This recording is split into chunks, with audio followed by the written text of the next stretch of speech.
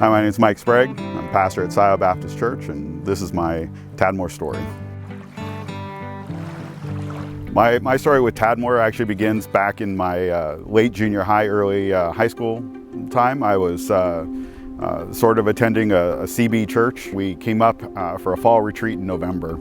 And I don't know what it was at the time, but I'll say that the moment I stepped foot on ground, I fell in love with this place. The big part was the lake. And if you've been to Tadmor in November, you know that it's rain and it's mud, and I loved all of it. It was there that I learned that I could actually come back during the summer as a camper. It was in between my freshman and sophomore year. There was just something different.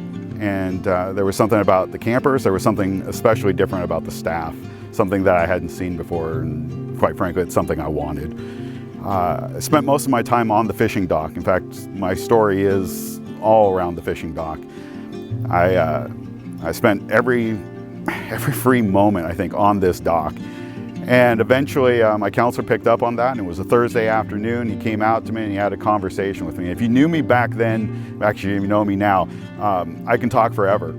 And he asked me a question. He started talking to me about Jesus, about my relationship with Christ. And he just simply asked the ultimate question: if I was to die, why should they let me in? And for the first time in my life, I can remember I was silent. I didn't have an answer. And he asked me if I wanted one. And so it was there, right there on the fishing dock, that's where Jesus found me. And that's where my story really begins. It was there that I gave my life to Christ. I didn't know exactly what that was going to mean at the time, but there it was. The next summer I came up as a camper again, was out on the dock, kind of had that rededicating kind of moment, just refocusing on what it means now that I've lived it for a bit. Doug West, the camp director at the time, he came up to me and he asked me if I'd ever thought about being on staff. And I hadn't really, because we've got this junior counseling program that we're going to start back up. Maybe next summer you'd think about that.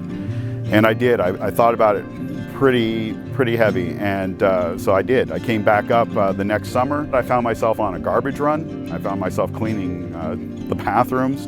Found myself in the kitchen.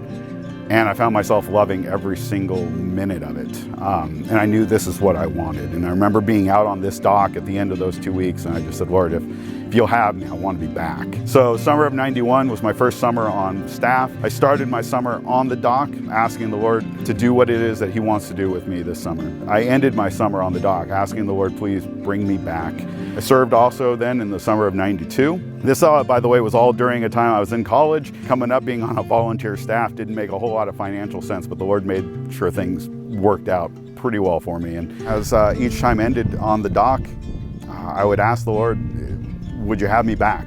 I want to come back, but it was following Him. And so I would ask if you'd have me back. And each year I got an answer. Came up in '94 as senior staff and started the summer, ended the summer, except for this time when I said, Lord, if you'll have me.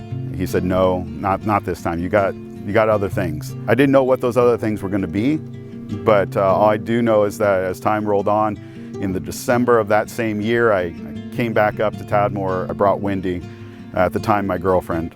I brought her up. We came to play disc golf in December, and if you know Tadmor in December, nobody plays disc golf in December.